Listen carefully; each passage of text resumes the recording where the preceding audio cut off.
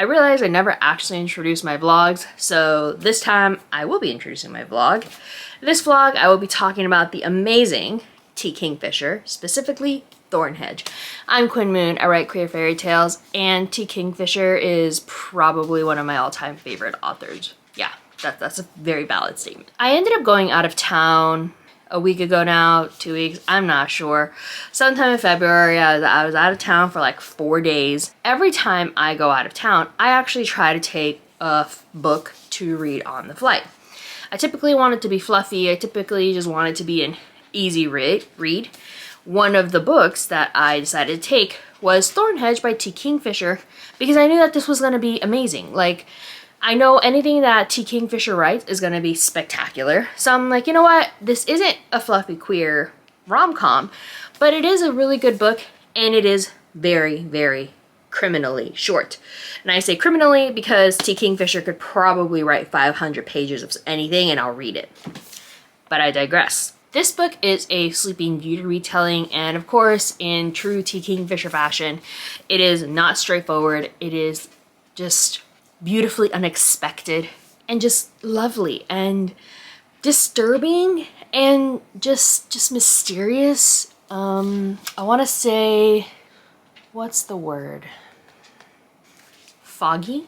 I'm not sure. It's not like enchanting in like pretty fairies enchanting. It's magical in a murky, dark, like the forest is enchanted and lovely. The pond's also enchanted, but it's a bog, swamp. So yeah, I'll just leave that there, right? I'm not doing this book justice. It's amazing. In this book, we follow Toadling as first a human, then as a green teeth, I think, and then back to her life in the human world. Toadling, we learn early on, is kidnapped from her cradle and replaced by a changeling. Toadling is miraculously neither eaten, killed, or other unpleasant ends that most children that are kidnapped as changelings face. She instead somehow ends up with the green teeth. And the green teeth, while they do not have like a traditional concept of family, nurturing, somehow this green teeth decided that she wanted a child, and thus Toadling became her baby. Of course, nothing is straightforward and nothing good ever lasts. A few years later, a goddess comes down and says, Toadling, I need you to go and deliver a gift to a princess in a cradle. Time, we realize, passes very differently in the fairy world versus the human world. So while Toadling has this entire life that she has lived, it has only been a few days since her kidnapping at the hands of these creatures. So the goddess tasks her with going back to the human world and giving a gift to the changeling that was left behind. Nothing goes right, even though they practice, even though Toadling does her best, it doesn't go right, and now she is tasked with guarding the changeling that she was unable to bless. This is where we meet Toadling. She is in her bramble. I'm gonna say brambles for a reason. She is in her thicket, she is in her brambles. Vines have overgrown this wall that's defending this tower. She has just been sitting there, before I spoil it, for centuries, right? So time in the human world has passed. And honestly, I kind of feel bad because Toadling, honestly, I think she's depressed because the whole intro, like the first few chapters, she's like, I'm tired. I just want the humans to stop. Like Toadling is such a lovely character. She wants, first of all, she's a people pleaser. That is such a difficult trait to have. But she has it for so many reasons. Firstly, she was probably going to be a person that was a people pleaser, so gotta learn boundaries if you're a people pleaser. Secondly, she feels like she royally messed up her blessing, her gift. She feels like she is a problem to her family, to the goddess, to the people. Like, she just feels like she is in the way and all she wants to do is be helpful. So when poor little Toadling is told, you now have to take care of your ward, essentially, she's like, well, yeah, I brought this upon myself, which it's not that straightforward. So we meet Toadling as she has been sitting on these thorns, on these brambles in this wall, protecting this decrepit tower for centuries. And she has been watching people. And honestly, the way that Kingfisher, oh my gosh. Okay, so Toadling, oh no, this. First of all, the art. Just this art is gorgeous, right? This, hair in my mouth. I don't have that much hair. How does hair end up in my mouth? Okay, this is the cover for the hardcover, right? I think I got my dog's fur in my mouth. Of course I did. Whatever. They're probably fur in my beanie. This is the hardcover. Now, let me see. I'm not worthy. It's a toad. Toadling is a shapeshifter. And she turns into a toad. I imagine her looking kind of like Froppy, which is very cute. She's a little toad that has been watching people for centuries. So the perspective of people is from the perspective of this formerly human entity, as she's like, they look really weird. It's like, the guys that look like the walking storks, like, they seem fine. It's like, oh, the whalers, those guys are scary. I don't really like the whalers. And seeing the bizarre just behaviors of people from the perspective of someone so far removed from humanity and the circumstances, because she's chilling in her little wall by herself, is hilarious. And I loved it. Also, I read this on the plane. Thankfully, the plane is really loud because I was just laughing at the way she described these fanatics, as the way she described these people. She's like, they came with the really big swords and the really weird flags, and then bad things happened. So I love that. But Toadling is tired. Thankfully, you know, it's been a few centuries, so she hasn't had to worry with, you know, with people showing up at the wall, trying to climb it, trying to break in. So she doesn't have to do much except kind of just like wait out eternity, which is awful. Honestly, she's like, I'm tired. I just want the people to stop. I want the stories to stop. All she wants to do is to kind of do her penance and do her time and sit in the brambles and just not have to worry about anybody else breaking into this tower. Enter Halim. He is just such a sweetheart. Like, I love Halim. I love the characterization they gave him. I love that he's just so, he tries to be so chivalrous, but he is the youngest of a bunch of broke nobles, and he's not really cut out for the whole knighthood thing.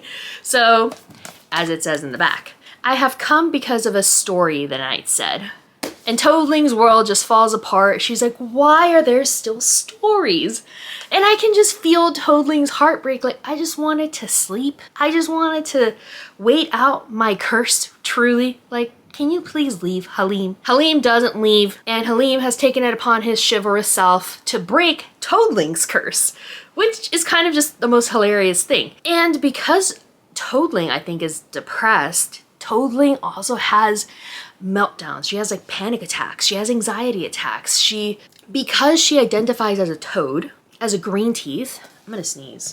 I did sneeze. That is why there's a box of tissues right back there. Allergies, I'm out of the season. We proceed. Fix the beanie. I sneezed so aggressively my beanie almost fell off. Like, that's just, ugh. Anyways, moving on. Where was I? Toadling's panic attacks. Toadling's identification as a toad, which is so critical to the story and so refreshing, because so toads aren't exactly, you know, the most elegant, beautiful creatures. You don't hear all of these, you know, fae spicy books and, you know, the faes are toads. That just doesn't quite happen. You kiss the warty toad and then, or the warty frog, and then he becomes a prince, right? But Toadling finds herself beautiful because she finds her mother's beautiful, because she finds the green teeth that raised her and loved her beautiful. However, green teeth and toads don't talk. They don't speak in words. The green teeth magic, the magic system that Kingfisher tells us about, is very specific to the creature. So if you're a toad, toads don't speak. What use do you have for words? Therefore, when Toadling has to go and speak this gift to this changeling, that's why it goes wrong, because the words don't come correctly to her, because Toadling's mastery of words, even after all this practice, is still so foreign to her nature as a green teeth, as a toad. That's where it all goes wrong, and that's where her relationship with Halim takes a very charming and unfortunate turn, because Toadling trips up over the words and then she says stuff that she shouldn't, and Halim, in his chivalrous goodness, is like, I'm going to break this curse. And she's like, you can't do that. he says, I'm gonna break your curse. And she's like, I am not cursed. And he's like, so it's just difficult to break the curse. And there is this huge miscommunication because Halim is this sweetheart and Toadling's just trying to get him to leave. She's like, can you please leave?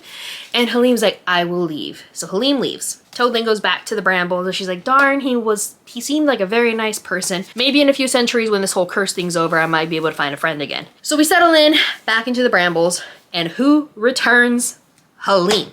And Halim comes back locked and loaded. So he goes to find every holy item, gets it blessed by every holy person he can come into contact with. What'd he say? Well, let me see, because this is just hysterical. Also, I just opened the book. It was in Toadling's nature to try to please. Poor Toadling, y'all. Like, I feel so bad for her. So, this is what happens with Halim, right? I brought things to break curses. Sweet, sweet Halim.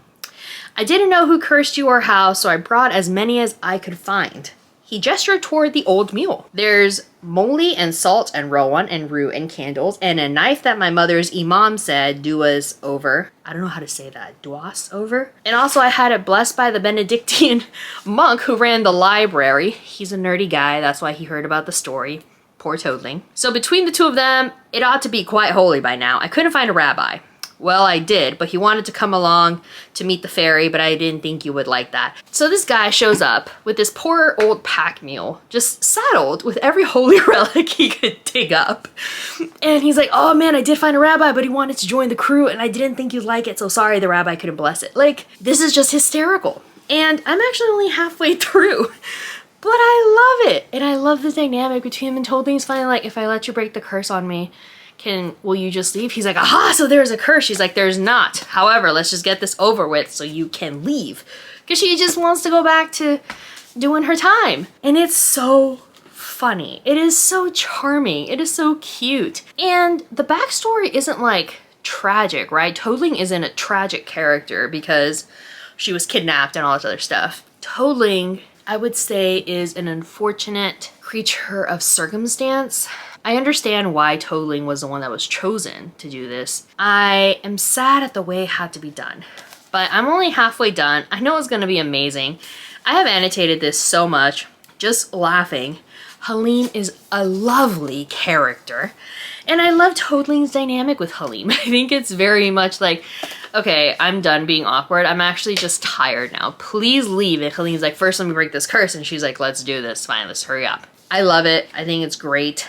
I will update once I finish it just because it's such a quick read. I mean, quick for me because I am annotating it, but this has been so fun. I'm so glad I took this book on my flight because I was listening to an audiobook of another one that I will also talk about. And then my headset just died. So I'm like, oh no. However, thank God I had this paper copy, this physical copy, because I actually had checked out Thornhedge, the audiobook, but you know, headset wasn't working. So I started reading this and annotating this on my flight. It was lovely. Not as lovely as Halim and Toadling, but gosh darn it, pretty dang close. So I will update once I keep reading. I finished Thornhedge by T. Kingfisher. I don't know what else to say except that it was as beautiful and lovely as I thought it would be. Also, a lot of annotation. So much annotation. Like, and this isn't even like questions or anything fun. It's literally just me like, damn it, Halim. Like, poor Toadling. And how dare you? Just conversations with the book as I was reading it. The second half of the book follows Halim and Toadling as they finally find the crypt and the tower. And Halim is just like, there really is a tower. Like, Halim is such a fun character because he's like, I'm gonna go and try to break the curse on this little lady. Cool, I'm gonna go to the rabbi and every holy person I can get my hands on, come back and try to break the spell. And then Toadling's like, I'm not under a spell, but thank you for trying. And then he's like, is there a tower? Yes, there is. Really? He is apparently still skeptical. So when he gets to the tower, he's kind of like, oh man, like there really is a tower. And she's like, yes, did you think there wouldn't be? like truly, Toadling's just kind of like, what do you think I've been doing here for hundreds of years? Just chilling? And then Halim, who I guess, this guy, this knight, this terrible knight, he's like, I am totally ready to take the tower. And so when he finds that the front door is bricked and barricaded, as like if someone's trying to keep something out, then there's gonna be barriers. He's like, oh darn, I actually don't have anything to fell this brick wall with. So he takes out this like horseshoe nail and a little chisel and starts chiseling away. Just let's envision this. This is so silly. And I love that Halim's like, well, I gotta take it apart brick by literal brick. And Toadling's like, we're gonna be here for another 3 centuries. We do not got time for this mess. Like, we're here, let's get this over with. And I love that this wasn't a traditional, I mean, it's T. Kingfisher. It's never gonna be traditional. And it's never gonna be like straightforward. But I love that Halim didn't suddenly become this like super brave guy and he's actually an amazing knight who's trying to take the throne. He told us that he can't take the throne. He's way too far out, like in the line of succession. I love that Halim stayed Halim the whole time and little Toadling stayed Toadling until the end when she was like really pissed off at the goddess. She's like, how dare you do this? And she's like, I'm a goddess. Like, really? I loved it. And I loved T. Kingfisher's magic. I love that her magic isn't like huzzah magic and like sparks and stuff. There's textures and smells and there's feeling. And if you're a magical creature that knows magic, you feel the water, you feel the fire, you feel the steam. And I love that. And I also love that the magical creatures aren't straightforward and there's rules in this world and Toadling has to abide by certain rules as a semi-human now. I love that Toadling's just love for her mothers never goes away. I love that that's never corrupted and all she wants is to go back to the Green Teeth and cuddle with her monster parents. And that even though they're ugly creatures, that to her they're the most beautiful creatures in the world and that doesn't change. And I don't know what's going on with Halim, but like Halim's just, I don't think he's doing anything intentionally and I think that it's very much like not romantic, but I love their comfort together. I love that they're like now friends and you know, he left and came back. He's like, I'm still gonna break this curse and Toadling's like, fine, I'll let you try to break this curse. Will that make you feel better? So it was just a beautiful, perfect, such a perfect book. The goddess sounds gorgeous. Oh my god. I'm just gushing. Like, I loved it. And then towards the end, it was just a bunch of hearts. Like, at every turn, and it's just like, oh my god, this is magical. Oh my gosh, this phrasing is beautiful. And I'm just like, damn it, Halim! And poor Toadling! And just, almost every page has something written on it. Because I loved this. It was such a fun little book. It was so cute. The blurb. There's a princess trapped in a tower. This isn't her story. Also, Toadling's just like sarcasm. I don't know where she picked it up, but very much like when they see the princess in the tower, Halim's like, wow, there really is a maiden. And she's like, well, she looks 8, so I think the knights would be rather disappointed. And Halim's just like, yeah, I guess they would be if they were looking for this beautiful fair maiden. I just love that. And I also love the consistency in Toadling's personality. Like, she's been this way for centuries. She's not changing. I love the way the book ended. I love that it didn't end like, it wasn't gonna end like a traditional like love story. That's just not the way T. Kingfisher flies, thank God. But I loved that their friendship was meaningful enough to her that she missed him. And that the Green Teeth were like, I thought it was a lovely story. I loved the relationship. I loved their dynamic. I loved how their friendship grew. Also, the poor old mule that was saddled, like that poor mule was so beat up. All because this guy was like, I'm gonna go break a curse on someone that's not cursed. It was really fun. Highly recommend it. Let me know what you thought. If you want to talk about it, please talk to me about it because I love anything T. Kingfisher writes. I'm going to be reading her new book this year and I have a holdout at my library for The Goose? The Sorceress Comes to Call. It's a retelling of The Goose Girl or something like that. I have A Sorceress Comes to Call on hold at my library. And the only reason that it's on hold at my library and I haven't bought it is because It's about like a mother-daughter relationship, and that's not usually my vibe. Like, I don't really do family dramas, or don't really do like mother-daughter, father-daughter relationship type of books, so I don't know how I'm gonna feel about that one. I'm sure it's gonna be spectacular, but that might not be my jam, so I'm gonna read it from the library first. Probably the only T. Kingfisher book that I'm like, I'll get it from the library first and then I'll read it. Thornhedge by T. Kingfisher. Love it, adore it. Please read it. Let me know what you thought, because I am down to talk about this. That's it for this video. Just catch you next time. Bye!